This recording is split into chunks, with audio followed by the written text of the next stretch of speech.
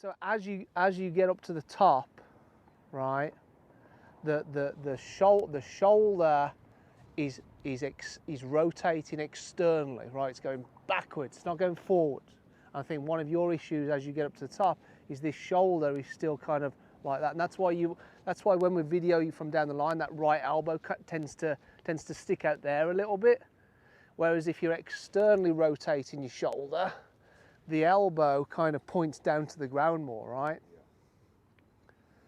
So we want more external rotation to get up to the top, and then you keep it externally rotated as you're coming down to P6, so you're feeling like it's going backwards, right? That's why the guys that have more mobility in their shoulder get their right elbow and their right arm working much better coming down into impact, right? You look at someone like Hunter Mahan, who has this elbow kind of tucked into the side of their body. That might have something to do with how much mobility, how much range of motion they've got in their shoulder, right? And obviously as you get older, people tend to lose that range of motion as well.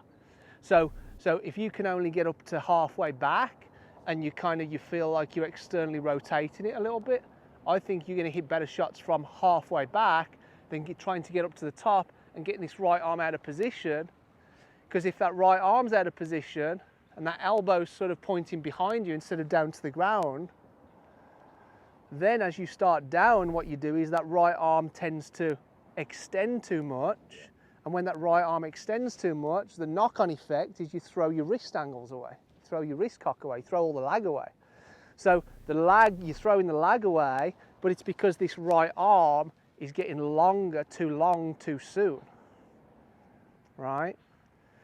So external rotation in the shoulder up to the top, and then as you start down, you keep that shoulder externally rotated as you're coming down to P6. And that's what gets the elbow tucked in, that's what gets that elbow there, and keeps the arm folded. It gets longer, it gets steadily longer as you come down. Doesn't fully extend until after impact, but it gets steadily longer. But if it gets too long too soon, the knock-on effect is throwing the wrist angles away, right? So external rotation, keep the external rotation down to P6 as best you can. That gets the elbow tucked in a bit better. That gets the handle more forward, and then you're going to hit the ground after the ball rather than